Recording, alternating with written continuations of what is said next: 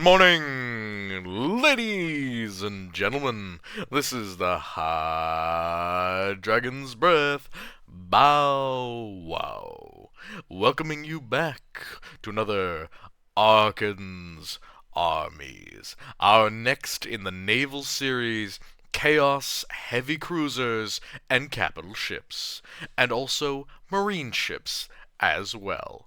Let's get right into it with what are marine capital ships and heavy cruisers. We haven't talked about heavy cruisers yet, have we? So, why heavy cruisers are the best thing ever?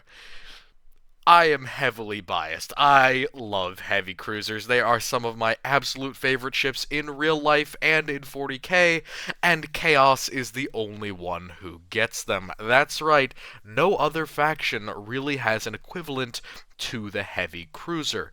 And while I am biased, I do keep myself fairly even, and I like to elucidate on the things that each ship class does. Even if the heavy cruiser is unique, it holds a pretty specific job within Chaos fleets.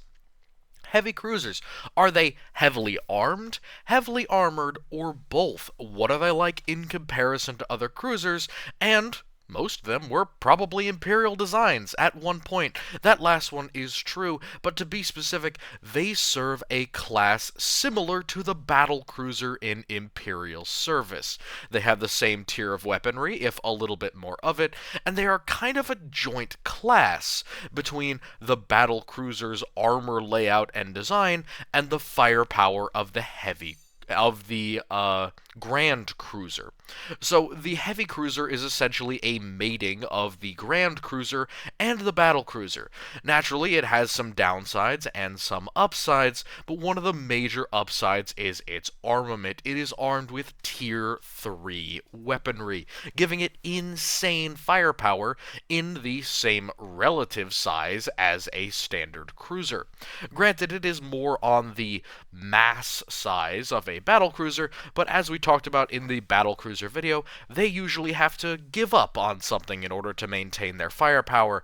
The heavy cruiser doesn't necessarily need to, and they are heavily modified. So, they do a lot of different jobs, but generally they are both heavily armed, and some of them are even heavily armored on top of that. Most of them have a very special, specific job, or they are simply taking the role that would normally be filled by a battle cruiser or by a grand cruiser with a lower footprint. What do I mean by footprint? Well, the chassis for a heavy cruiser at the end of the day is still that of a cruiser. More armament, more armor, and possibly a bit more bulk, but still more cruiser than they are battle cruiser, battleship, or grand cruiser, which means that it is easier to take care of, easier to fuel, and easier to generally repair than much more of those large capital ships. However, the heavy cruiser is still a capital ship. It still has that tier 3 weaponry that puts it in a totally different firepower weight class to a standard cruiser. So let's move on to capital ships. Capital ships in Chaos service. What do battleships look like for Chaos? How do we get battleships or other capital ships? Well, there's generally two ways. There are a couple of them left over from the Heresy, but that's not really a reliable way to source capital ships, obviously.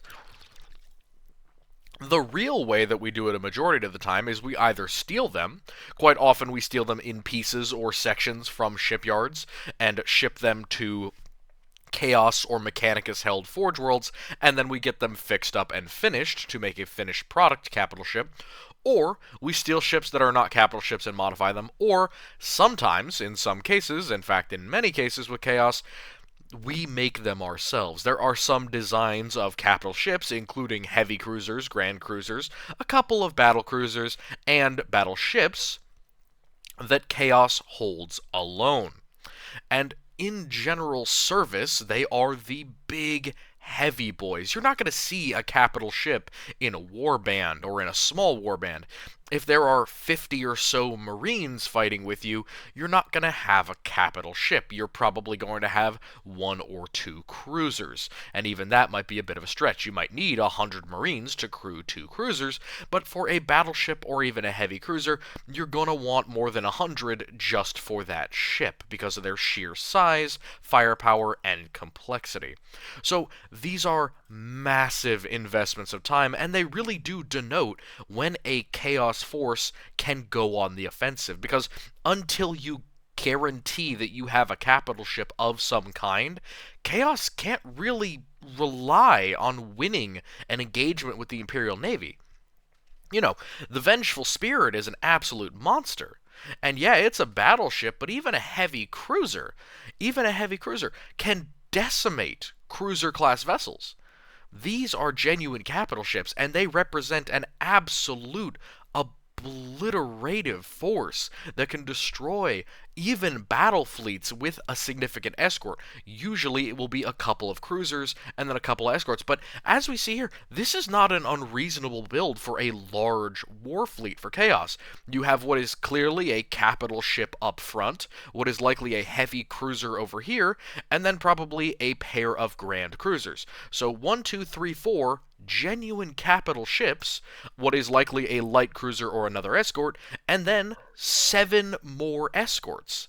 And this is not unreasonable. Matter of fact, you could probably trade out the Grand Cruiser for a couple more cruisers, and that would also be reasonable. Essentially, Chaos likes to form these extra large battle fleets with an emphasis on the higher capital end when they get a chance to. That is based on the availability of these capital chassis vessels, but of course it is not impossible, especially for large warbands that are attached to large Space Marine groups like the Black Legion, like the Death Guard, like the Emperor's Children, and of course the Iron Warriors. All of them will be able to field fleets of similar size to this with multiple capital ships involved in a single battle fleet, not to mention multiple cruisers as well as almost escorts to these larger capital ships. What forces are likely to have them? Well, I just mentioned a few. The Reformed Legions are likely to be your biggest culprits. Not only will they have ships left over from the Heresy, both capital ships, Gloriana-class ships, very large fleet carriers and other vessels like them, but they will also have the money, clout, status, corruption, whatever it is, needed to maintain such venerable and expensive vessels for the millennia that they have been in the warp and actively traversing the stars. But who else is likely to have these? Well, the first example is certain cults that I might be leading. The Blood Pact do actually have several capital class vessels. Now, some of these are stolen from Imperial service, other ones have been donated by Space Marine warbands. And even a couple have been made outright, stem to stern, as capital class ships, such as my personal flagship, the Incarnadine, which we will be talking about later on. Love the Incarnadine, we'll get to her. So, they are going to be in those forces that have a significant amount of resources and effectively clout.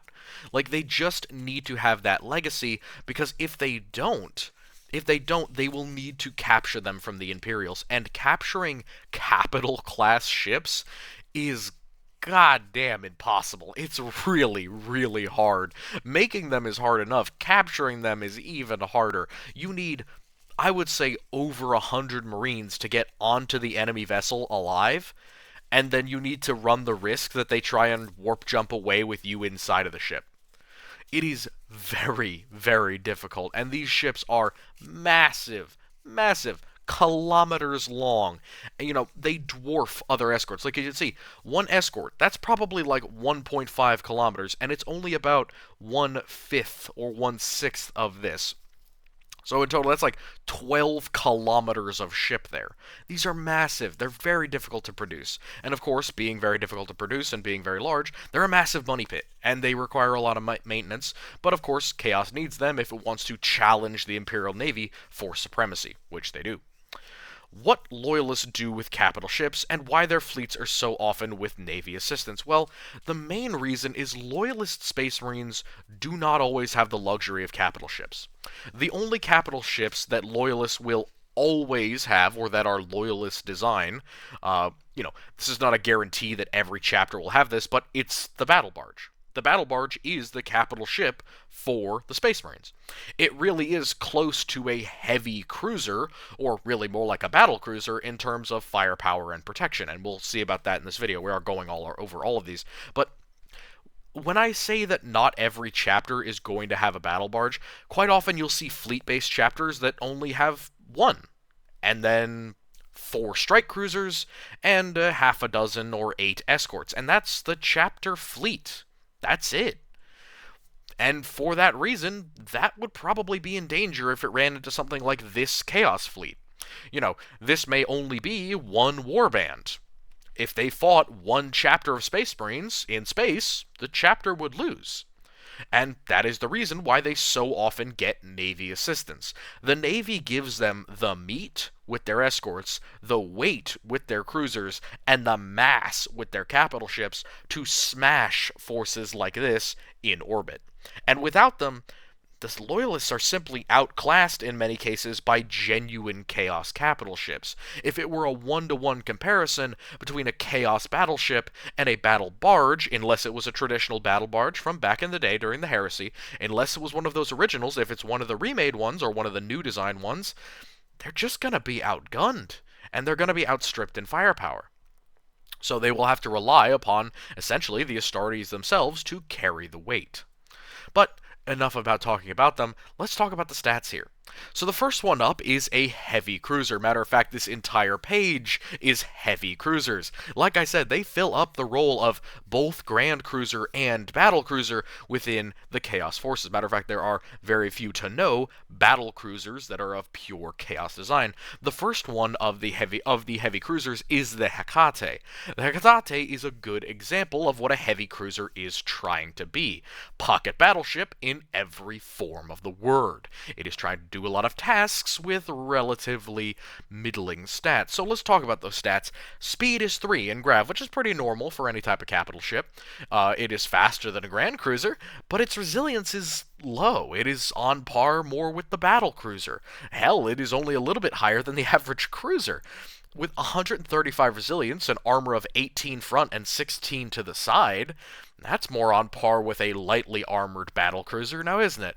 And then the void layers are only 16. That's much more on par with a cruiser.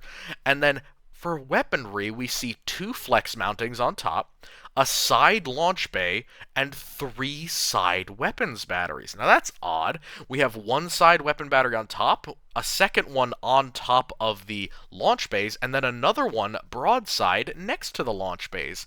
How strange. How interesting. Manpower of 16 and auspex of 22. Now, the Hecate gives you a little hint as to what these are supposed to be. You can see the layout is very similar to that of a Grand Cruiser. It has 2 banks of weaponry. I call them the GC stacks, the Grand Cruiser stack mentality. You can see it much more obviously with the Styx and with the Hades. You can clearly see 1 set of weapons on the bottom, a second pair of weapons on the top, and then another set of that same pairing, top and bottom. But with the Hecate, it's obviously doing a lot here. We have the Flex, which could of course be lances, and then 3 side weapons batteries, which gives it the same firepower as something like a battleship for its size, but it is relatively weak in resilience and relatively low in armor. So it has this insane firepower, and then of course flexibility with the launch bay. So you can kind of see what I'm talking about. The heavy cruiser is trying to do everything a battleship can do by combining the firepower arrangement of the Grand Cruiser with the relative profile of the Battle Cruiser. But it has pluses and minuses, obviously. It's a little bit lower in health, but it's a little bit better in firepower. So it trades out in a lot of ways, but together, and with the various designs and the various weapon loadouts that these have, you can see, especially with the Styx class, that it's making some very impressive changes that make them more multi-purpose. The Hekate can launch aircraft, it can use lances and macro cannons, it has 2 different flex weapons, it has so much more firepower than a regular cruiser, but really, the protection and the health isn't all that much better. The Styx, the vessel of Beltane Carnalite. That is a name for another time, but it is one that you should remember, because he is a great example of what happens when you don't treat old, venerable ships and their impressively veteran crew with a solid amount of respect, Imperials, and they decide to go and join the enemy side. So, the Styx class is very similar to the Hekate in its physical stats, including its armor, void layers, etc., but it drops one of the flex weapons, and what does it drop it in exchange for? Now we're seeing something very impressive. We're doubling up on launch bays and keeping the same amount of side batteries. So 2 side batteries and 2 launch bays. Now we're doubling the amount of aircraft that we can put out, and we're really getting to the level of dedicated aircraft carrier, but we have the same firepower as some battle cruisers. Tons of firepower coming out of the Styx. And I'm the Hekate with more aircraft, which makes me kind of better, in all honesty. 1 launch bay at this tier isn't incredible. It'll do a lot of damage, it will knock out escorts, but 2 launch bays... Now we're talking about significantly more firepower, because of course it's just 2 launch bays on one side, and then there's another 2 on the other side. So 4 launch bays, putting out 40 aircraft every like 30 or 40 minutes. That's a lot of fighters, and half that in bombers is still a huge amount of ordnance that you can sling basically with no repercussions. There's no ammunition here, and of course the only danger to your fighters and aircraft is anti-aircraft. And if you're in the Styx, you always have the option to engage with something like a cruiser, and you will outgun them. Which means that the Styx not only can face off with other capital ships like itself and use its aircraft to weaken it at very long range to preserve its lower health, but if it needs to go in close on a cruiser, it will crush it with superior firepower. The Hellfire is the next heavy cruiser. It is one of the most interesting ones, and one that I use this very special, somebody's nice little hand-drawn drawing here, because it is a unique vessel. It is an experiment, quite frankly, an insane one. With lower speed in grav and lower resilience, this thing has been hulled out dramatically. It has some weird stats. You will notice it's armored like a Grand Cruiser. No armored prow here, just 18 armor all the way around. Massive protection for a cruiser-class vessel. But look at the next number, void layers 0. No void shields whatsoever? How could that possibly be worth it? Well, here's how it's worth it. 2 flex weapons and 4 lance batteries per side. It is armed with quad lance batteries and 2 flex weapons on each side. Not to mention its extra armor and its really impressive anti-aircraft. So, the quote here is, "I am a psychotic experiment," where you just see how much firepower, armor, and gravity anti-aircraft you can shove onto one ship if you remove all of the power and give all the power to the engines and to the lances. So again, the Hellfire is essentially taking the entire power plant of a cruiser, because essentially this is just a cruiser that you've slapped a ton of armor onto a cruiser, doubled up the lance weapons, and then just maximum powered them. But you will also notice something else in that. Apart from the increased power for the lances and from the increased armor, gravity anti-aircraft. Well, of course, a ship that has no shields is going to need to protect itself. How does the Hellfire do that? It has gravity repulsors. Pretty strong ones. And I like this image because it shows this kind of massive spire that goes straight through the center of the ship as if it were a projector. That is the gravity projection. It literally shoves away aircraft with a small gravity field, helping it to keep enemy aircraft from damaging it.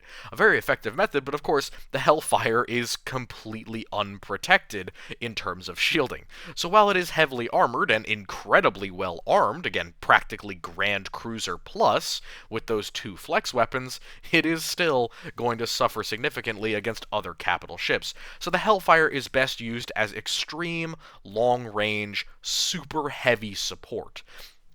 You just troll it way, way, way behind the battle line and let it use all 4 of its lance batteries to eviscerate cruiser-class vessels. Again, these are Tier 3 lance batteries, so if you knocked out the shields on the average cruiser, this thing could probably knock it out in 1 or 2 salvos, without even really trying.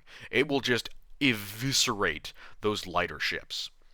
But, of course, it will get eviscerated itself if met up with anything that has the requisite armor penetration and the protection to protect itself against the lances. Next one up on the heavy cruiser list is the Hades. A little bit more of a standard one, and sometimes it's difficult to see the doubled up weapons in this case. It is hard to see, mostly because they're kind of built underneath the hull, but in this case you can see that it is quad macro cannon batteries, with 2 flex lances as well. Similar protection to the other 2, with a little bit less resilience because it has these flex weapons in addition, but it is the only true brawler hero. You will notice that amongst all of these, the predominant theme is range, lances, or the option in the case of the Hekate, but generally lances and weapon batteries.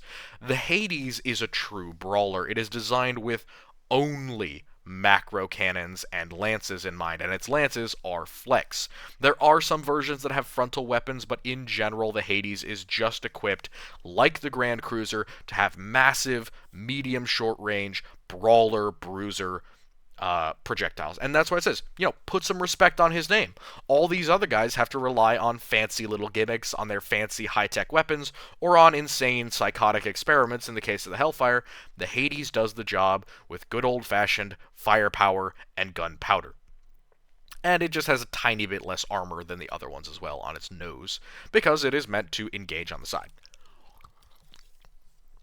Speaking of comfortable middle grounds that have some insane capability, hello, Acheron Heavy Cruiser. The highlight, as it is the best vessel of its kind. This is the pinnacle of what the Heavy Cruiser is. It is a speed of 3 grav, a resilience of 140, putting it even beyond the other Grand Cruisers in terms of durability. 18 armor at the front, 14 on the side, so incredibly heavily frontally armored. 2 flex weapons, which are usually lances, and then 4 lance batteries. You'll notice something here as well. This doesn't seem to have doubled up batteries. Each of these individual turrets is a full-on battery. How is that? Well, the Acheron is created and originally designed, of course, by the Imperium, and then the failed design was taken by Chaos, with Xenos technology. Very special Xeno technology that allowed it to double the effective damage output and range of its lance weapons. All of its lance weapons, including the flex ones. So the Acheron essentially is this hyper special, incredibly high damage lance specialist. The alien tech powering my lances should frighten you. I have one job, and that's to kill anything and everything at long range. And my god, do I love my job. And he does it well. The Acheron is a brutal ship. It has incredible frontal armor to protect it from any enemy that tries to charge it head-on. And then, of course, with that alien technology, once the enemy's shields have been knocked out by whatever allies the Acheron has on hand, its lances will shred the armor of capital ships, and it will do incredible damage to cruisers.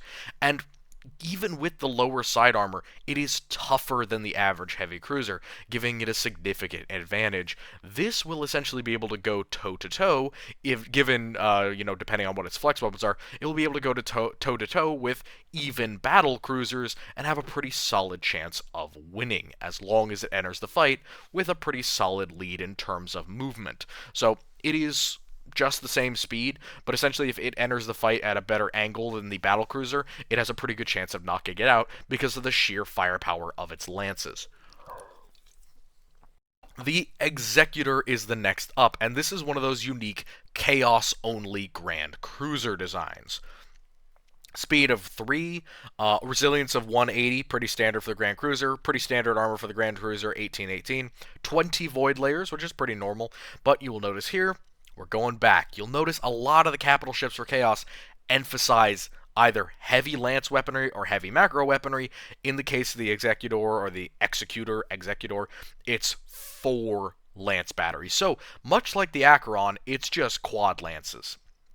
It's an incredible amount of long-range firepower, and you can see I have the quote here, I'm an Acheron, but slower and tougher. In this case, it's not all that much slower, but it is a little bit slower in terms of maneuverability because it's a huge, bulky ship in comparison to the Acheron, which is based off a cruiser chassis, but it is slower, got more health, tougher, but they have equivalent firepower in terms of tier and weaponry. And it will essentially serve the same purpose. The idea is essentially that it will be at the back of the fight, trolling along in the battle line, taking nice, deliberate shots with its lances at enemy ships. The next Grand Cruiser on our Chaos list is the Repulsive Grand Cruiser. And I have a lovely quote here. The only thing between me and battleship status is pedantic Imperial propaganda. Which is entirely true. This thing is practically a battleship. It's way closer to a genuine battleship or battlecruiser than it has any right to be as a Grand Cruiser. It's massive, with a little bit less resilience than the average Grand Cruiser, but more armor. It has an armored prow with 20 in the front, 18 on the sides, 18 void layers, 4 flex mountings, an insane number of flex weapons for a Grand Cruiser. 4 of them, 1, 2, 3, 4, much closer to a battlecruiser or a battleship than a Grand Cruiser. Its side batteries are double macro cannon, double lance. Again, this is so much closer to a battleship than it is to a Grand Cruiser. Apart from the arrangement, if this was the weaponry on a battle cruiser or on a battleship, you wouldn't bat an eye. But the Repulsive essentially finds a way to shove all of this into a kind of battle cruiser structure, but because of its doubled up weaponry, it is classed as a Grand Cruiser. And of course, its manpower is a little bit lower, Auspex accuracy about the same. Repulsives are pretty famous within Chaos Forces, as they hold this kind of godlike status as genuine capital ships, because a lot of Chaos battleships are very expensive, but the Repulsive can pretty much emulate them, minus some armor and health, for a much cheaper price as a Grand Cruiser. So, pretty effective option there. Lots of modifications get done to this, and of course, it has a fixed forward, I didn't write it down, but it has a fixed forward set of torpedo tubes. The last one for the Grand Cruisers, I believe, yes, is the Retaliator.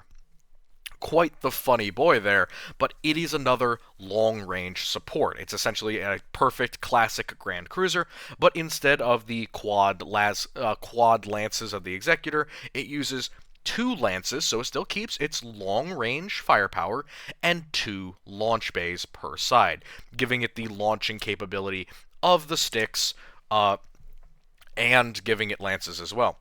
So prepare to receive lances and aircraft in huge numbers. This is a Grand Cruiser. It has the mass, it has the size, and with this alignment or arrangement of parts, it has the firepower to put out many other ships without much difficulty or danger to itself. So, speaking of interesting and mildly unique items, this is not our last page, but it is our second to last for genuine capital ships. The Gloriana class super battleship. These are beyond battleships into the classification of super battleships. Now, these below are generalized stats. They are not applicable to every single Gloriana class. Each Gloriana class was practically unique. It did not have specific details on many of them, but I have done my best to emulate it. Speed and gravity of 3, given the fact that this is practically 50% larger than the average capital ship, having the same exact speed is ludicrous. A resilience of 250. 250. That's more than any other battleship in the Imperium of Man. It's incredibly tough. Frontal armor of 30. 30 frontal armor will shrug off lance hits from tier 2 weapons and take 0 damage.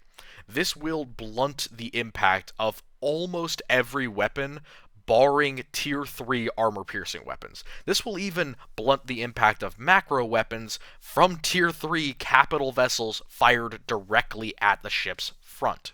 It won't take no damage, but it won't take as much as you would expect, and even its side armor is not lackluster. The side armor of the Gloriana class is equal to the frontal armor of some battleships at 24, meaning that these things are tough as nails, not to mention their high health.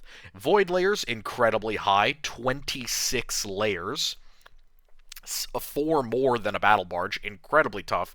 And what is even more insane, and pretty much a guarantee no matter what version of the ship you're looking at, 6 flexible weapon mounts. 6 of them. That could be 6 lances, 6 anti-aircraft, 6 missiles, 6 macros, 6 plasma, anything. 6 of them. More than any other ship in existence. Insane 360-degree covering firepower. Side batteries. It has the same arrangement as a Grand Cruiser, just double it again.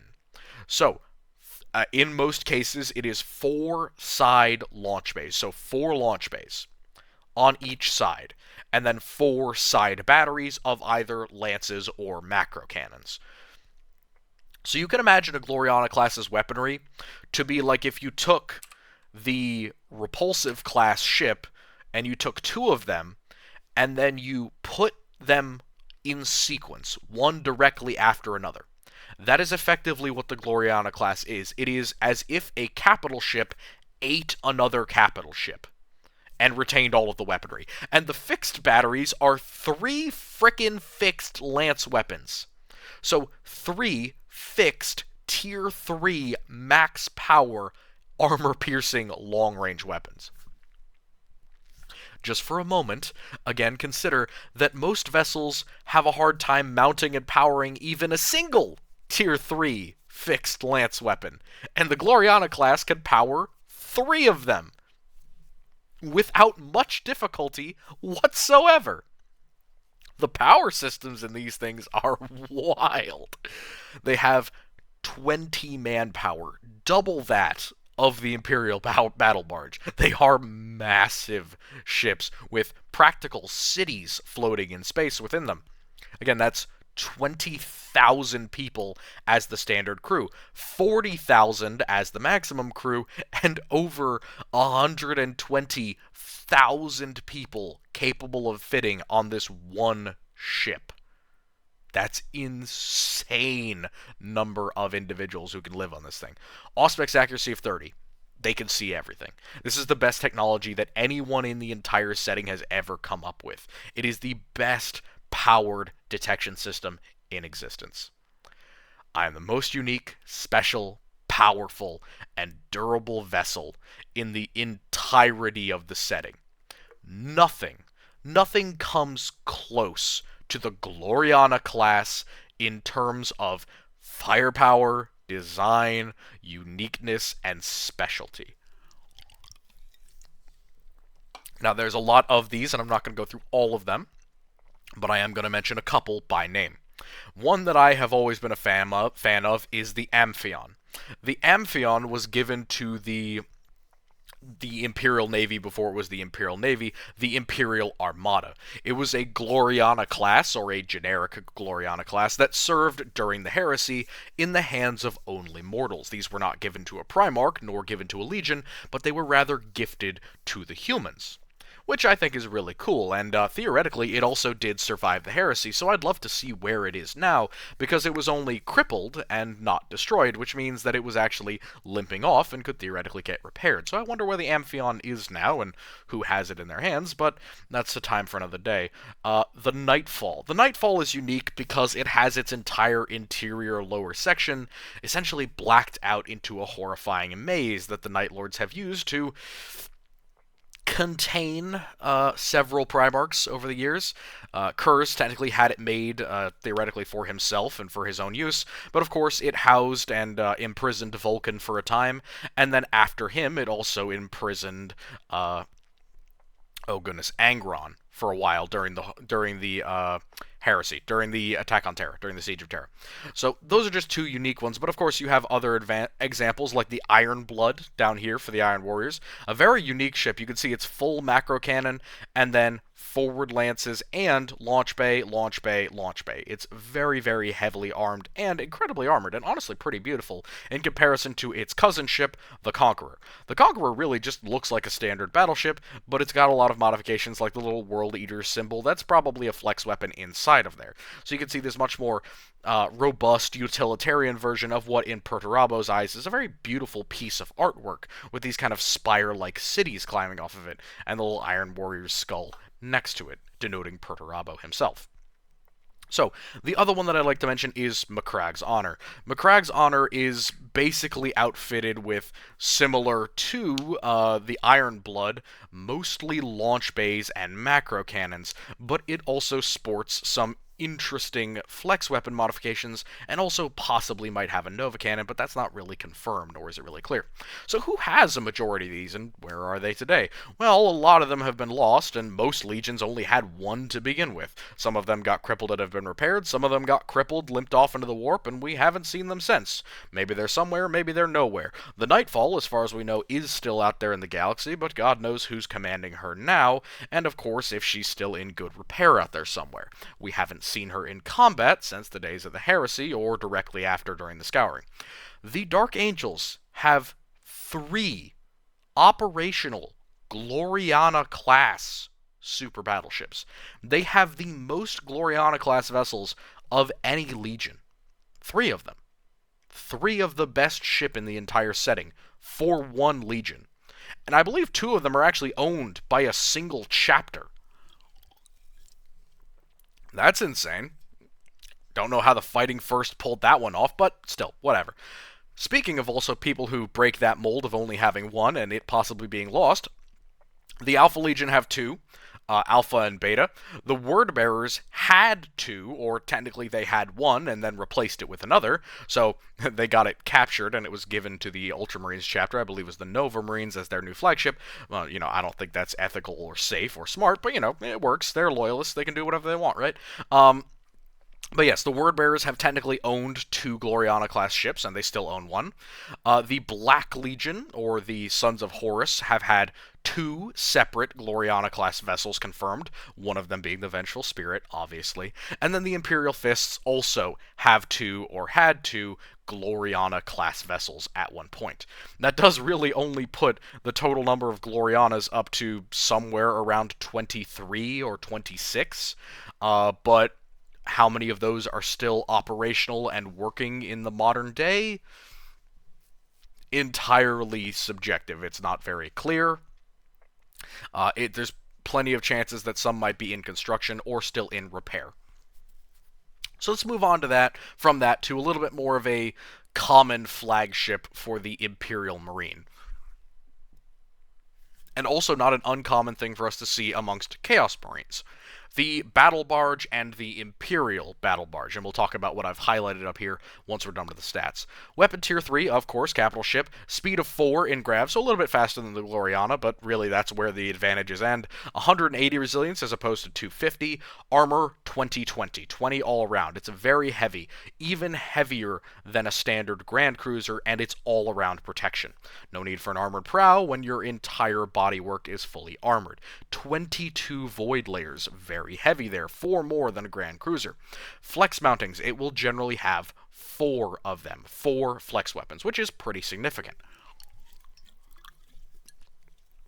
Then, usually, it has 2 banks of macro cannon batteries, and either the Chaos version now usually has a launch bay in addition to the either macro weapon or macro cannon batteries. Again, there are variants, the Loyalist one we can see right here, it has the either 2 fixed lances, it has the 2 fixed lances and the forward launch bay, and then it has 2 sets of macro cannons and its 4 flex weapons, whereas the Chaos one has 2 sets of weapons batteries, whether lance or macro, the 4 flexible weapons, and then double launch bays and nothing fixed at the front, or possibly lances. It's difficult to tell. Probably lances or torpedoes.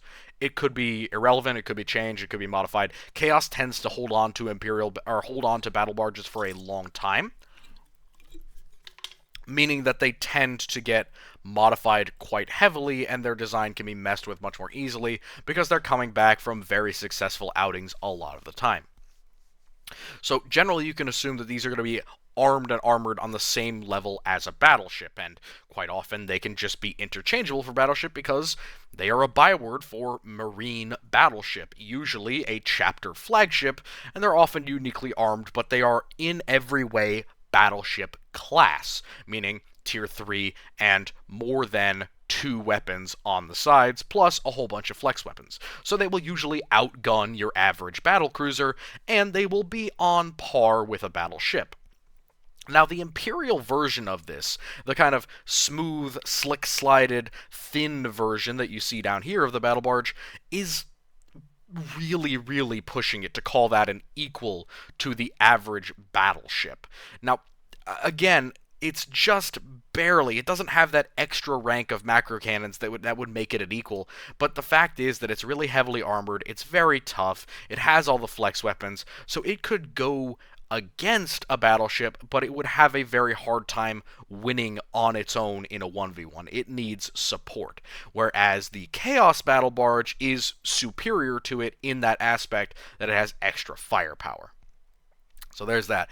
Now, what is this weird thing? Why am I talking about the Incarnadine? The highlight of the mystery of the Incarnadine. I know, trying to be a little bit fancy here. The Incarnadine, or the Incarnadine, is my red flagship. It is my flagship. It is Arkan Nadzibar's flagship, one of the best vessels in the entire fleet of the Blood Pact. It is the only missing barge. What does that mean? Well, every single battle barge that we know about has been identified. It either belongs to a Chaos Legion, belonged to a Chaos Legion, or belongs or belonged to a Loyalist Legion.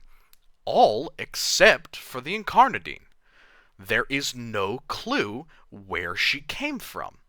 There is no idea what class she may originally have been.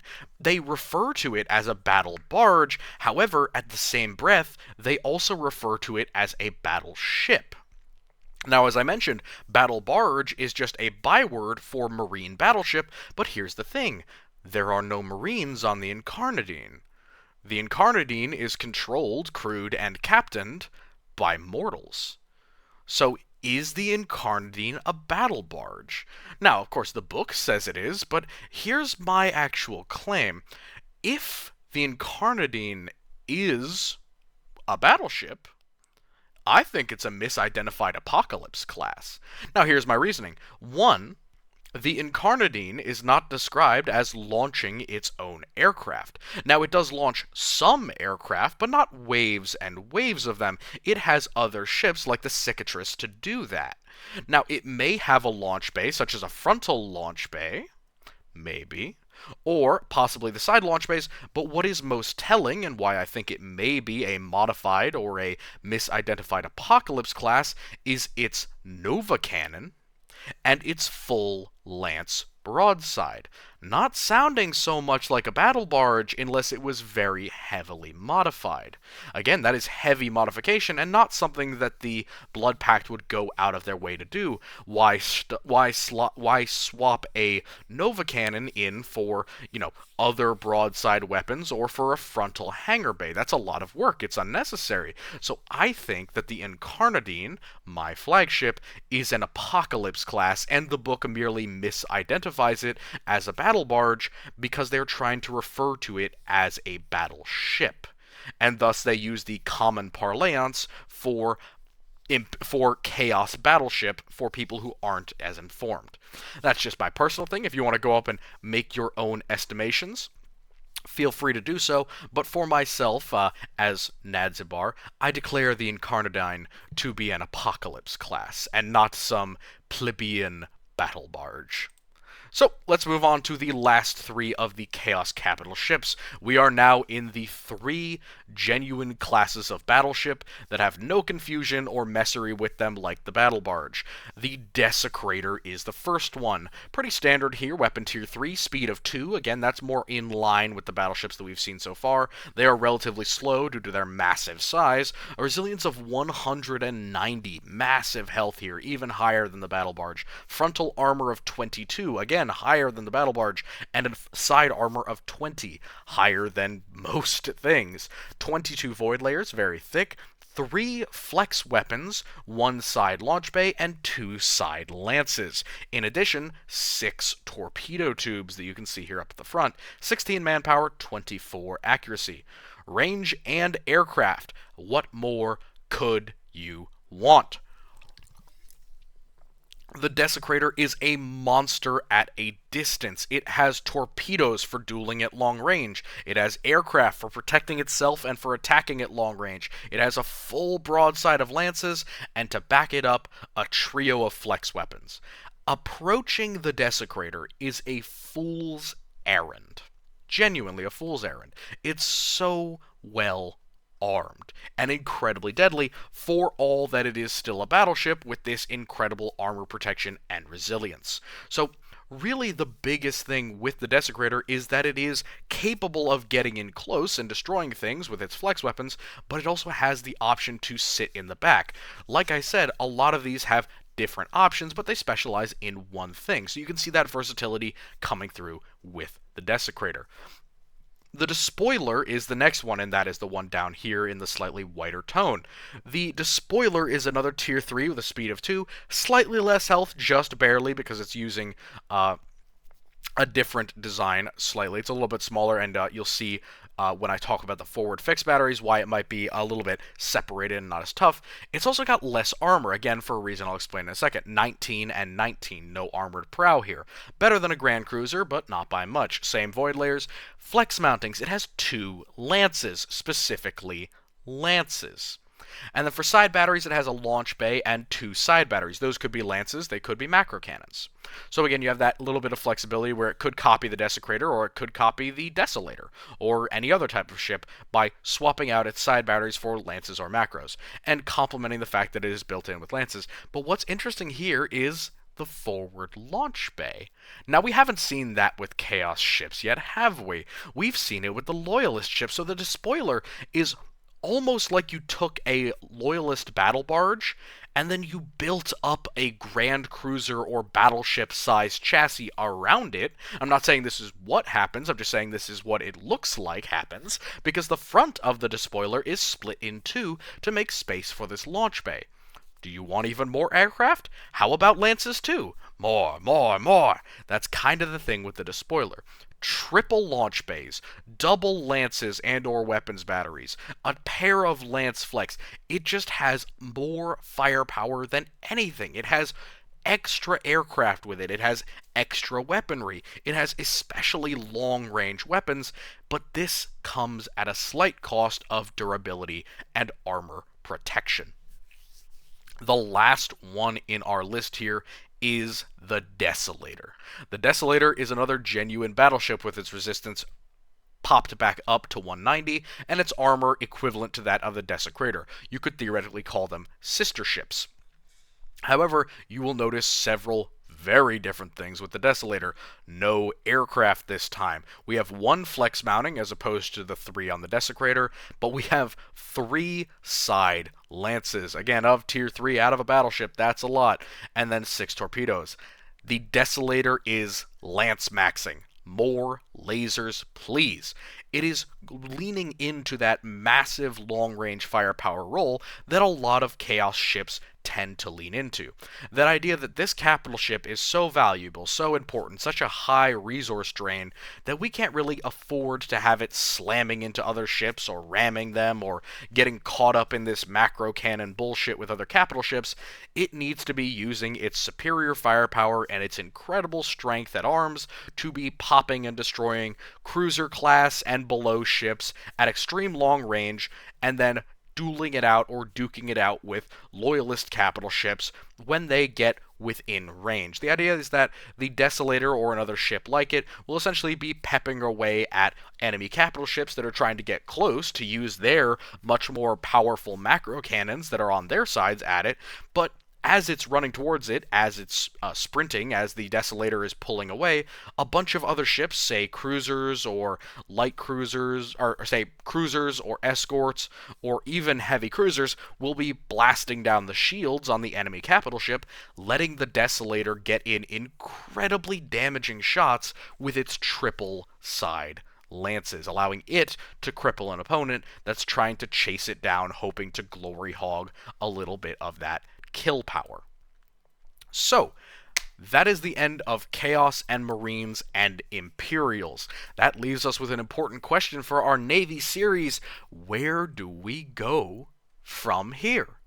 We have a lot of things to look at. If you guys want me to look into aircraft, if you want me to look into Dark Eldar, Eldar fleets, into any type of Necron, Tau, Orc tech, I have stats for some of them.